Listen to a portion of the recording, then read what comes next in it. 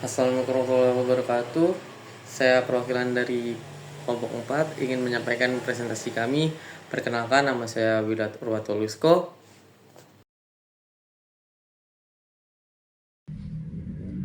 Assalamualaikum warahmatullahi wabarakatuh. Saya Putri Aisyah dengan NIM 64220029. Di sini akan mempresentasikan tentang definisi penyusunan anggaran utang dan modal.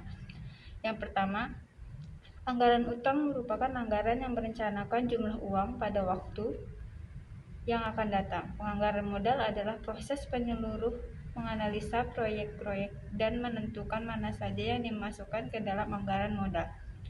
Modal yang dimasukkan dalam bahasa pokok ini disebut juga dengan modal sendiri. Modal sendiri itu adalah selisih lebih harta atas hutang.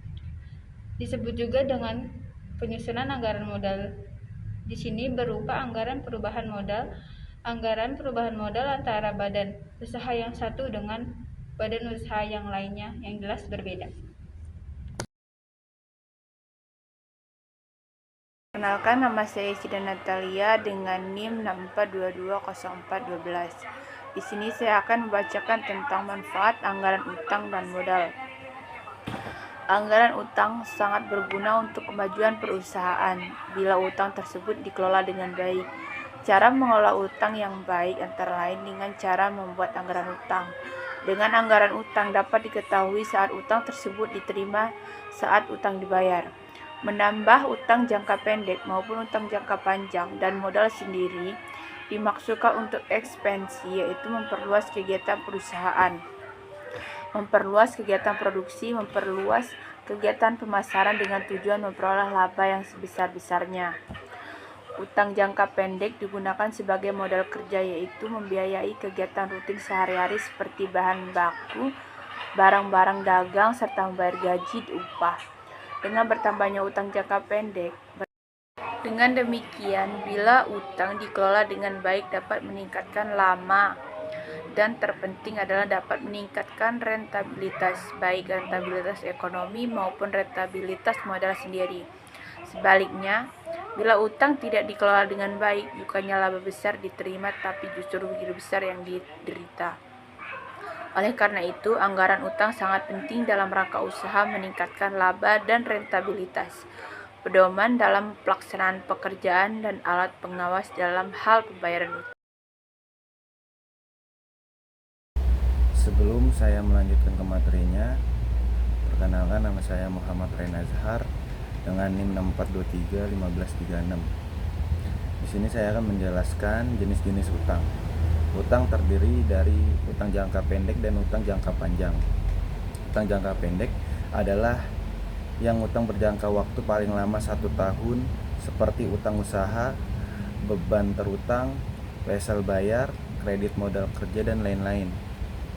Utang jangka panjang adalah utang yang berjangka waktu lebih dari setahun, seperti utang obligasi, utang hipotek, kredit investasi, dan lain-lain. Macam-macam utang terdiri dari utang dagang. Trade payable adalah utang yang terjadi sebagai akibat membeli barang dagang secara kredit. Yang kedua ada utang usaha. Account payable adalah utang yang terjadi sebagai akibat membeli barang atau jasa secara kredit untuk keperluan rutin sehari-hari. Yang ketiga ada kredit modal kerja.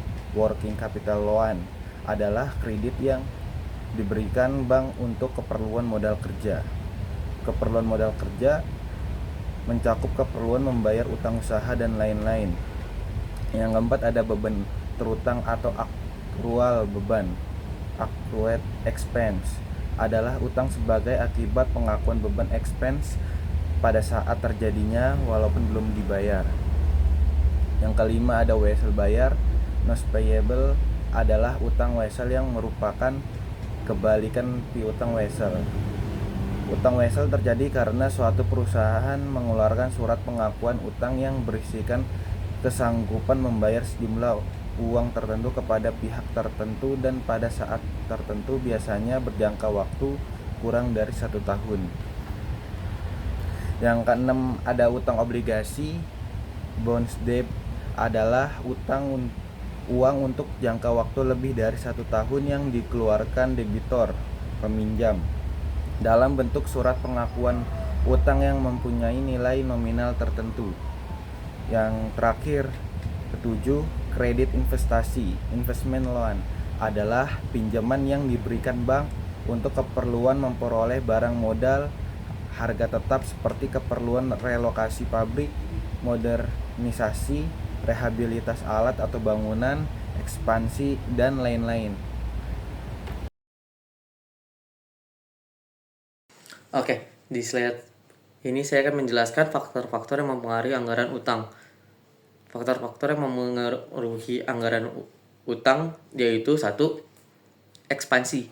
Pada umumnya, ekspansi hanya membutuhkan tambahan modal dari kerja karena perusahaan bekerja dengan kapasitas produksi yang sudah ada. Namun apabila kemudian perusahaan harus menambah alat produksi,